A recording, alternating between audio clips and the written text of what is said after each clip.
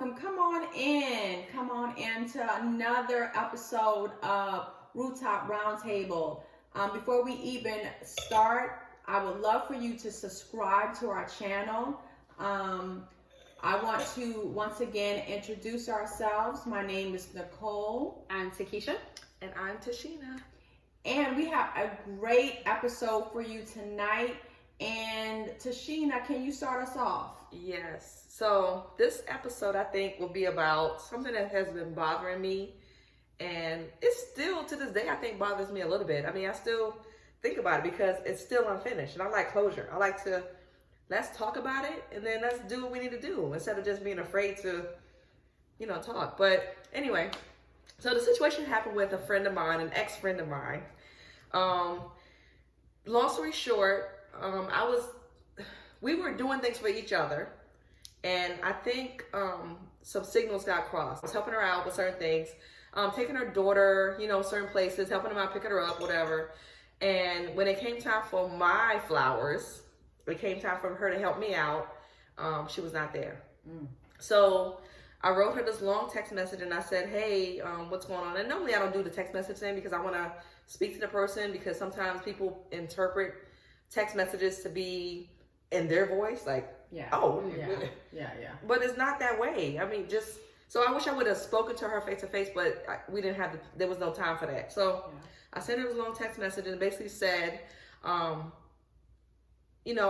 basically saying that I'm clapping for you all the time. When are you going to clap for me? When are you going to be there for me? I'm always there for you. I asked you to do this one thing and you could not deliver.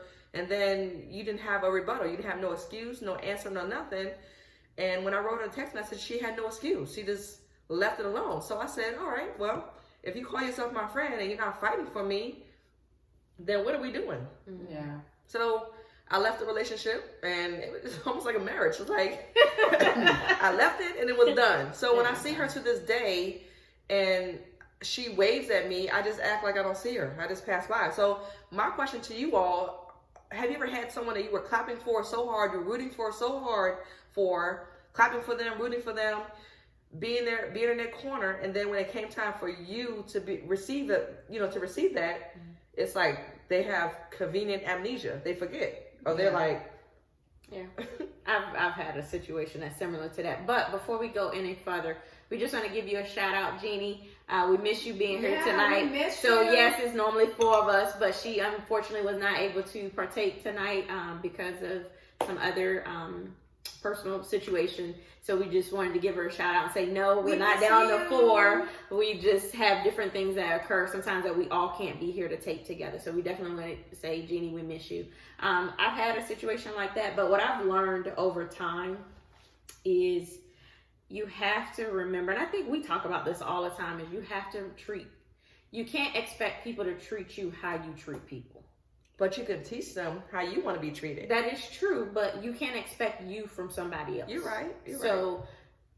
I know for us, we can help each other out with different things, but sometimes, and I know for me, even with pandemic and COVID going on, I find myself reaching out to people all the time. Hey, how are you doing? How's your day? Just checking in because, I think it's important to know that, hey, I may not be in the same city, same state with you, but I just want to make sure you're doing okay with things right now. And what I find myself finding is I'm always reaching out to people, to my friends, to family. And it's tough, but I just constantly remind myself that's who I am. That's my purpose, I think, in life is to, because I never know who I'm texting and what they may be going through at that moment. So I just focus on being me. So it's tough, but yeah. Nicole, you got anything? I know you do. I think with that being said, I just got to the point where I got tired, because there's givers and takers, Absolutely. And you got tired, the person that I was giving, and they're just receiving, and they're not giving back to me either. They're not pouring into my cup. I'm so busy pouring into theirs, and sometimes it gets rough. So, and you guys will see why they call me the backwoods beauty is because my mom said those are the type of people you got to handle with a long handle. Okay. Those are the type of people you have to deal with a long handle spoon. Meaning, letting them know that you are aware of how they're acting and how they're treating you, but you still be you. just keep your distance. But when you want to talk about it, people shy away from that because they think, oh, you're going to argue. Yeah, some people don't like confrontation. Yeah. And I'm confrontational. I want to talk about it. I want to We know. I want to talk about it. This is Miss Inquisitive. Oh my God. I want to talk about it. But why you ain't? Yeah, I want to know. That's not an argument. I just want to know. Yeah. It's. I found myself in that scenario a couple of times, Tashina, and every so often I do take inventory of people that are in my life. And when I say inventory, it means the people that I feel that add value to my life. You know what I mean? People that are feeding into me, and I'm not necessarily doing it just for them. It's definitely a two-way. Yes. You know? Right. And sometimes it is hurtful, and I have to acknowledge that pain. And it's hard to let go, especially when you put time. Yeah, especially when you put time in that person, and you share a significant amount of time with that person. I poured into you. Right. You that person was probably your ride or die at some point in time, right? Mm-hmm. You shared some significant moments with that person. You know, some traumatic experiences with that person. And then that person, over time, showed you themselves to not be the way you want it to be. And then you know what? When I think back, I guess where I'm at now in life, at the time I may have been really angry because they showed me who they were. But now that I've had some time, I'm thinking, maybe that's what they always been. But maybe they were the friend I needed them to be at the level that I needed them to be at. Mm-hmm. And then now that I'm at this new level, you know, new devils. No, because this one is no new friends. New levels, new devils. I won't say necessarily devil, but what I will say that sometimes they're not supposed to go with me in this new level. Absolutely. You know, as you transition into a new part of your life, you know, maybe that specific friend is not supposed to go with you in that new level. Yeah. You know, it just so happens when when you are starting to go to a different pinnacle in life, you know,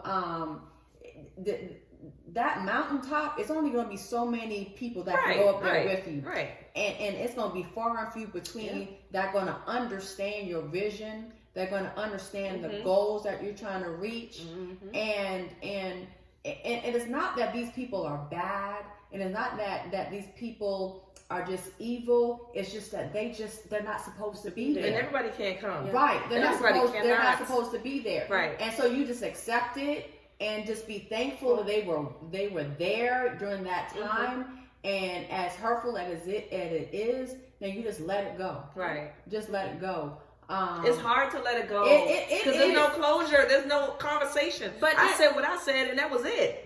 But that's the thing, though. It's just like, you know, with relationships, you know, even if whether it's, you know, girlfriends, you know, being friends, or male female relationship, you know, intimate relationship type situation, you're not always going to get that closure. You have to close that chapter when you decide it's best for you. And like Nicole was saying, I believe in that phrase that people come into your life for reason, season, or a lifetime. I know that over my journey of my life of growing, and even at this point now, there's people that I really was holding on to and felt like, okay, they're supposed to be here. They're supposed to be here for a lifetime. And it wasn't meant. They're not meant to be there. So you gotta you have to create your own closure for that, in my opinion. Right. Because if you don't, you're going to keep holding on to it. And the thing is, you probably will never get the answers that you are looking for and that you are expecting. Because you have to remember that you treat people a certain way, but you can't expect them to treat you how you do. I understand, but I'm telling you, that goes back into the you have to treat people the way you feel. You can't worry about how people You're right. do. You're right. You know, you have to focus on you and what's best for you. And I'm learning that as, coming off of, active duty and just slowing down and really taking time for me to focus on life and the things that I think is best for me, that I really, really focus a lot on, okay, this is what Keisha wants to do. So if I want to reach out and call you, I'm going to call you. If I don't, I'm not going to call you. And if you don't respond back, then guess what? You missed it. You missed that. You missed that blessing. Right. You missed out. That's not something, because I really focus on me and who I am and what I bring to the table and the type of person and the heart that I have. Because I have a heart that is like gold, in my opinion. And that I treat people well. And I keep, and I always had a cinder block, as people say. I've even been told I had bricks, concrete around my heart, but I don't. I'm a good person, and I treat you how I feel you should be treated. But at the same time, I'm learning that now as I'm getting older, I'm chiseling away that cinder blocker, and it's just I can't focus on what somebody else did. I gotta focus on what I'm doing.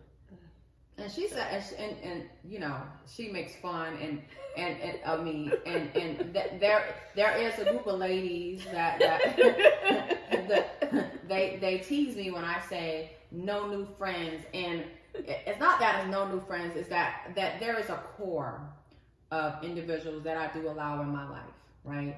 And they know when I'm hurt, they know when I'm happy. We're gone.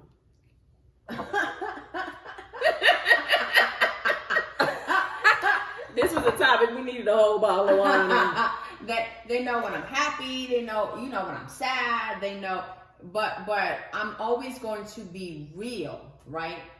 And when I close off, they kind of give me that room. And I had someone that was in my life that hurt me, right?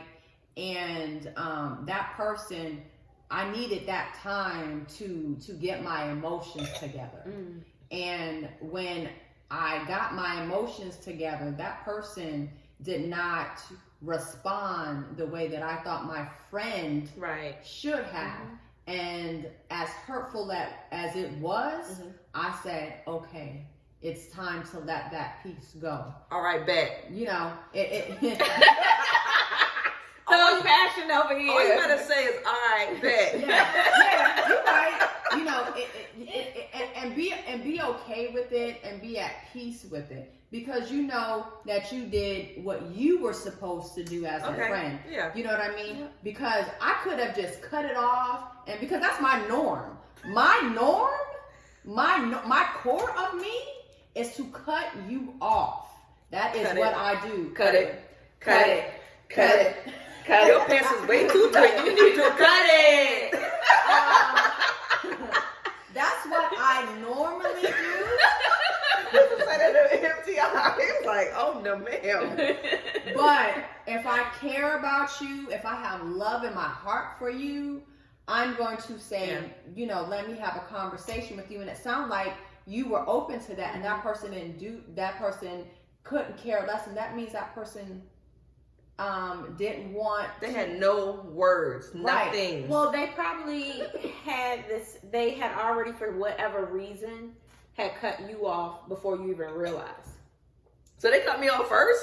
Yeah. They beat me to it. They weren't in the same position or understanding of y'all relationship as you were, and that's why it felt as if they're not losing anything. I got dumped first. Yeah, you got but you got us. I mean, yeah, you gained us. Yeah, you got new friends. We ain't going nowhere. And we okay. I'll take y'all. Yeah. You stuck. You stuck with us. Y'all. Okay. You stuck with us. Yeah. Y'all like. It's amazing because as I'm sitting here and I'm thinking, I've never really allowed anybody, I think, to get that close to me where I let it hurt me to that point. Yeah, I've been bothered, but not that I've held on to it, because I actually mine was a little different. I had gotten close to this individual, and it ended up splitting on a bad path because of a dude. Oh wow. Yeah. See? Yeah, to me it felt as if they got close to me. You had to drink the whole not over no man. Yeah, they got close. It felt like they got close to me to get to that individual because me and that individual were friends, and they, and then, but that is what it is. If that person ever wants to sit down and have a conversation, I'm open for it. Wait a minute, I got a question. Now, is that person with the dude now? No. So they ruined a good friendship. Over. Yeah, over a piece that they don't get. Oh. Yeah. That makes a whole lot of sense. Yeah. But you know what? Sometimes people just don't care. They don't care. Yeah, and it's sad because it was, a couple mutual friends tried to explain to the individual, what they did was not the right way to handle it, and they reached out to try and have a conversation with me, but they were under the influence of alcohol, and it's like, okay, we're not gonna have this conversation. That is because it's not gonna turn around. That is avoidable. So, individual didn't reach out anymore, and I didn't either. So I was just like, okay, whatever. Yeah, because now you need that liquid courage to talk to me, and I want your genuine self because you know what you did. Yep. You know what you did last summer. No. You know what you did. Yeah.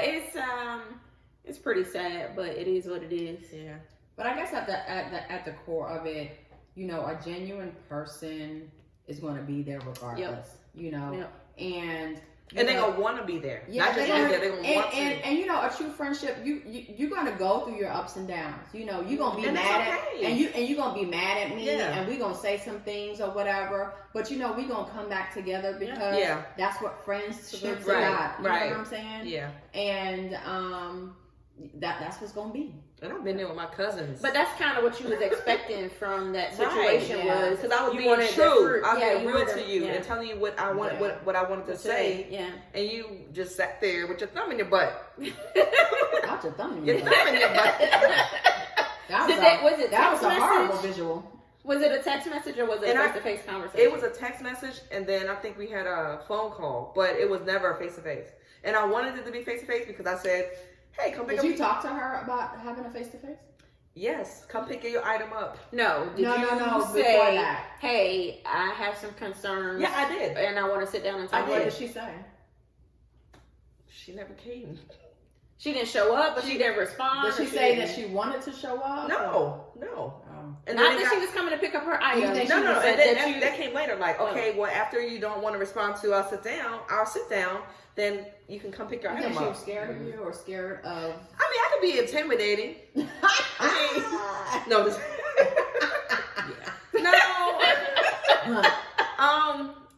I don't know. After that was asked, then I said, come pick your like we were related. Come pick your stuff up.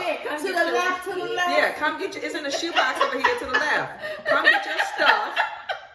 And when they didn't come pick their stuff up, then I took it to their job. And here, get this right here. It's yours. Oh. And I'm out. You better than me because it would have went in the garbage. Oh. Yeah, because if you wasn't talking to me, then it really didn't. I ain't making no special trip. Your stuff was. Work over there. Yeah. Well, you nice. She wasn't asking about it. I tried. Yeah.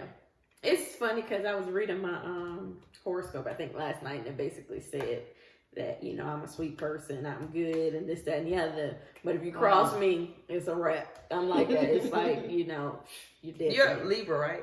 Yep. Yeah. I'm an Aquarius. I'm very detached. I'm a Capricorn. Yep. I'm trying to learn to have emotions. I work at it every day. I'm stubborn. I play well with myself, but I play well with others too. Like I have to work at it every day. My mother said, "Mother had them, mother F them." I really like that.